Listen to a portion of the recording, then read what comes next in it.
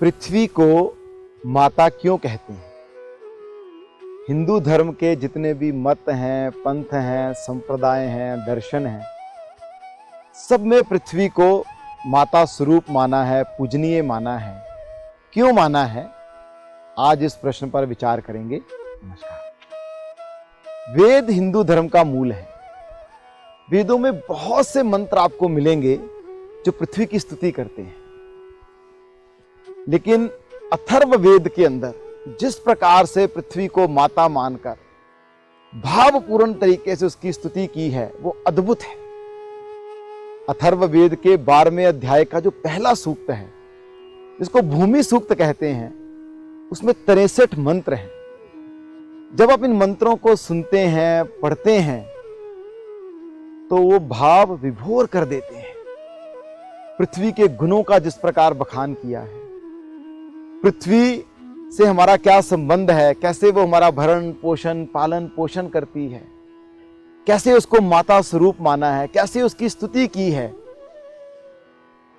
वो अपने आप में ही अद्भुत है। पृथ्वी सूक्त का 12वां मंत्र कहता है, माता भूमि पुत्रो अहम पृथिव्याः। पृथ्वी हमारी माता है, हम उसके पुत्र हैं। मेघ हमारे पिता हैं, और ये दोनों मिलकर हमारा पालन और पोषण करते हैं। इसी प्रकार एक और मंत्र में कहा, जैसे जैसे मनुष्य मेघ मंडल से घिरी पृथ्वी को खोजते जाते हैं, उसमें अधिक अधिक पालन शक्तियों को पाते हैं। जैसे माताओं में प्राणियों के पालन के लिए दुग्ध प्रकट होता है, वैसे ही पृथ्वी माँ तुम हमारा पालन करो। माँ के रूप में पृथ्वी को कहा है। इसी प्रकार से एक और मंत्र में पृथ्वी के गुणों का बखान करते हुए उसकी स्तुति की है।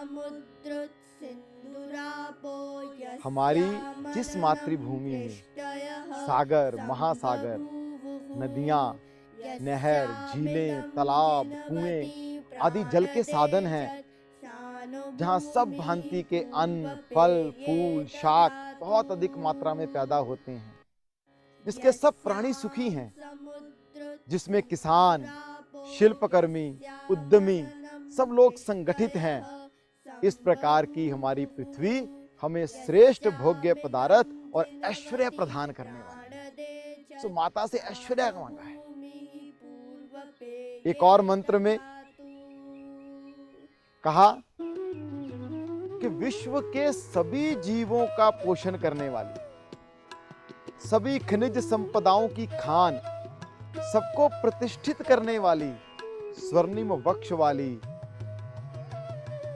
सबका भरण पोषण करने वाली यह पृथ्वी, यह भूमि अगरनी बलशाली इंद्रदेव और हम सबको अनेक प्रकार के धन धारण करने वाली हो। ऐसे अनेकों मंत्र हैं जिसमें पृथ्वी की स्तुति करते हुए उससे ऐश्वर्य की, कई पदार्थों की मांग की है, जैसे एक बच्चा अपनी माता से करता है। इसके साथ ही एक और मंत्र में कहा, यो नो देशत् पृथिवी यः पृतन्यात् यो अभिदासान। हे मातृभूमि, जो हमको द्वेष भावना रखते हैं, जो सेना द्वारा हमें हराने के इच्छुक हैं, जो मन से हमारा अनिष्ट चाहते हैं, जो हमें प्रतंत्रता के बंधन में जकड़ने के इच्छुक हैं, जो हमारा संहार करके हमें नुकसान पहुंचाना चाहते हैं, ऐसे सब प्रकार के शत्रुओं का समूल नाश कर रक्षा की बात भी उस पृथ्वी माता से।